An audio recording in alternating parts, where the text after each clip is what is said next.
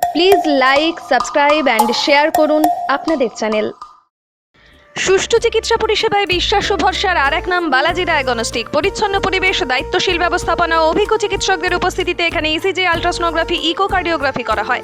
রক্ত, মলমূত্র সহ প্যাথোলজিক্যাল পরীক্ষার ব্যবস্থাও রয়েছে। পরিবারের সুচিকিৎসার জন্য অবশ্যই আসুন বালাজি ডায়াগনস্টিকে, ভাতার বাজার সৎসঙ্গ আশ্রমের সন্নিকট, পূর্ব বর্ধমান। আমাদের আরও একটি শাখা হসপিটাল রোড, কাঁটার সমবায় সমিতি মার্কেট, সোদখালি, ভাতার, পূর্ব বর্ধমান। এই মুখে নিয়ে রাম নাম দাঙ্গা লাগানোই আসল কাম, এই বিজেপি আর না। এই মুখে নিয়ে রাম নাম দাঙ্গা লাগানোই আসল কাম, এই বিজেপি আর না। উত্তরপ্রদেশের হাতরাসের গণধর্ষণ কাণ্ডের জেরে রীতিমতো উত্তাল দেশ। ভারতবর্ষ তথা পশ্চিমবঙ্গ জুড়ে এই নারকীয় ঘটনার প্রতিবাদে মিছিল, মৌন মিছিল, প্রতিবাদ সভা সংঘটিত হচ্ছে।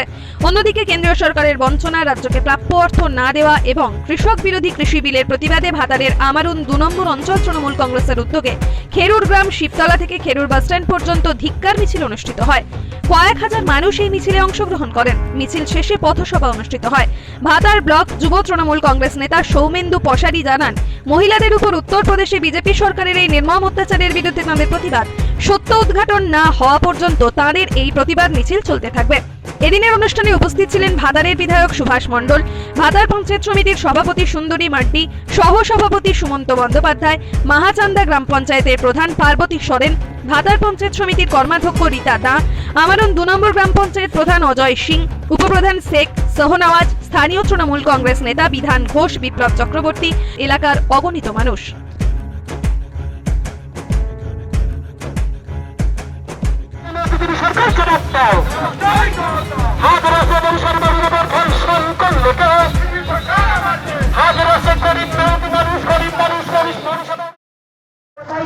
উত্তরপ্রদেশে মনীষা বাল্মীকিকে ধর্ষণ করে তাকে মেরে ফেলা হলো, মরদেহ সম্মান পেল না,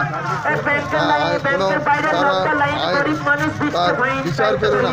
ওখানকার পুলিশকে তাকে রাত্রে অন্ধকারে ঘুরিয়ে মারা হলো, কেস রেডি করতে দেওয়া হলো না এবং জবানবন্দি পাল্টাবার জন্য সেখানকার ডিএম সাহেব চাপ দিলেন এবং 144 ধারা জারি করে তার বাড়িতে কাউকে দেওয়া হলো না, যেতে দেওয়া হলো না।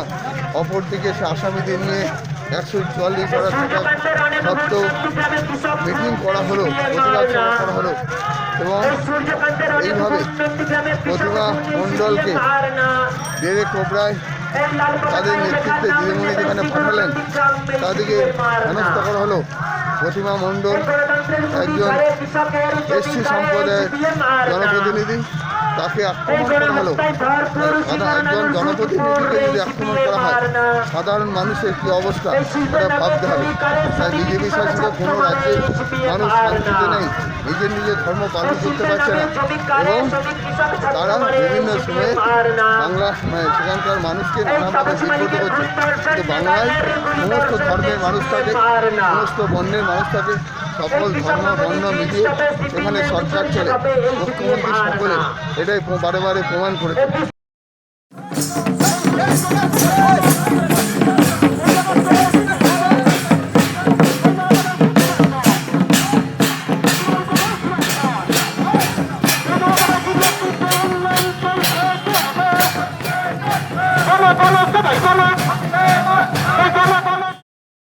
আমরা একটা রাজনৈতিক কর্মসূচি রেখেছি, সেটা অন্তত মানুষ বলছে যে ৫,০০০-এর অধিক মানুষ হচ্ছে আজকে মিছিলে পা মিলিয়েছে।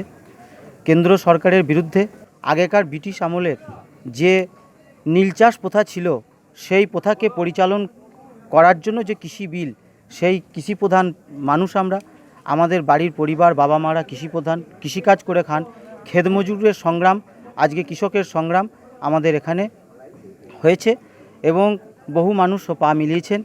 তার সাথে সাথে যে উত্তরপ্রদেশ থেকে শুরু করে বিভিন্ন বিজেপি শাসিত রাজ্যগুলিতে কেন্দ্র সরকারের যে সমস্ত প্রতিনিধিরা রয়েছেন, মুখ্যমন্ত্রীরা রয়েছেন, তারা দলিতদের ওপর, এসসি এসটি শিডিউল কাস্ট থেকে শুরু করে সমস্ত গরিব মানুষের ওপর পাশবিক অত্যাচার এবং ধর্ষণ করে তার জিভ কেটে দিয়ে, তার মেরুদণ্ড ভেঙে দিয়ে, যেভাবে তার মা বাবাকে হচ্ছে মানে বডি না দিয়ে পুলিশ দিয়ে পুড়িয়ে দেওয়া হয়েছে, তার প্রতিবাদে আজকের হচ্ছে মিছিল হয়েছে। নিত্য নতুন প্রযুক্তি নিয়ে আন্তর্জাতিক মানের চিকিৎসা পরিষেবা এখন পূর্ব বর্ধমানের ভাতারে।